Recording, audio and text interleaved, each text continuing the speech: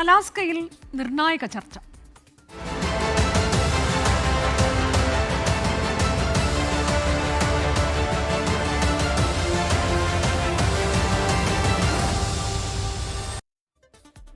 അമേരിക്കയിലെ അലാസ്കയിലെ Trump Putin കൂടിക്കാഴ്ചയിൽ പ്രതീക്ഷയോടെ ലോകം. ഇന്ത്യൻ സമയം രാത്രി 12:30 അലാസ്കയിലെ ആങ്കറേജിലെ നിർണായക കൂടിക്കാഴ്ച.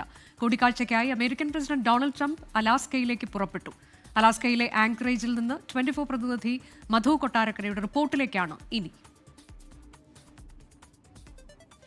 യുക്രൈനിൽ സമാധാനം കൊണ്ടുവരുവാനും അവിടുത്തെ യുദ്ധം പറഞ്ഞ് അവസാനിപ്പിക്കാനുമായി US പ്രസിഡന്റ് ഡൊണാൾഡ് ട്രംപും റഷ്യൻ പ്രസിഡന്റ് വ്ളാദിമിർ പുടിനുമായിട്ടുള്ള ഉച്ചകോടിയുടെ അവസാന തയ്യാറെടുപ്പുകൾ ഇവിടെ അലാസ്കയിലെ ആങ്കറേജിലെ സൈനിക കേന്ദ്രത്തിൽ നടന്നുകൊണ്ടിരിക്കുകയാണ്.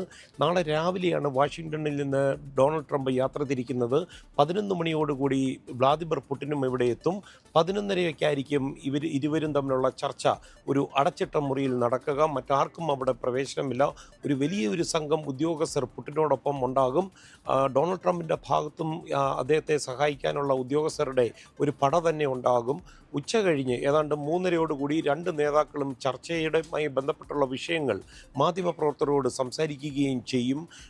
വ്ളാദിമിർ പുടിൻ ഇന്ന് വലിയ രീതിയിൽ ഡൊണാൾഡ് ട്രംപ് നടത്തുന്ന ശ്രമങ്ങളെ സമാധാനം തിരിച്ചു കൊണ്ടുവരാനും രാജ്യങ്ങൾ തമ്മിലുള്ള പ്രശ്നങ്ങൾ പറഞ്ഞു തീർക്കുന്നതും അതുപോലെ യൂറോപ്യൻ മേഖലയിൽ സമാധാനം കൊണ്ടെത്തിക്കാനും ലോകത്തെമ്പാടും സമാധാനം കൊണ്ടുവരാനും ട്രംപ് ശ്രമിക്കുന്നുണ്ടെന്ന് എടുത്തു പറയുകയുണ്ടായി. അതേസമയം ഈ ചർച്ചയിൽ വലിയ പ്രതീക്ഷയാണ് ഡൊണാൾഡ് ട്രംപ് വെച്ച് പുലർത്തുന്നത്. ഈ ചർച്ച ഇല്ലാതാകുവാനുള്ള സാധ്യത 25% മാത്രമാണ് കാണുന്നതെന്ന് അദ്ദേഹം പറഞ്ഞു. ഇതൊരു ചെസ് ഗെയിം പോലെയാണെന്നാണ് പറയുന്നത്. ആദ്യത്തെ റൗണ്ട് കഴിഞ്ഞാൽ ഒരു ത്രികക്ഷി ചർച്ച സെലൻസ്കിയും കൂടെ ഉൾപ്പെടുത്തി ആയിരിക്കും നടത്തുക. അതോടുകൂടി യുക്രൈനിൽ ഒരു ശാശ്വത പരിഹാരം എത്തിക്കാൻ പറ്റുമെന്നുള്ള ഒരു ശുഭാപ്തി വിശ്വാസത്തിലാണ് ഡൊണാൾഡ് ട്രംപ്. അലാസ്കയിലെ ആങ്കറേജിലെ വൈറ്റ് ഹൗസ് മീഡിയ റൂമിൽ നിന്ന് മധു കൊട്ടാരക്കര, 24.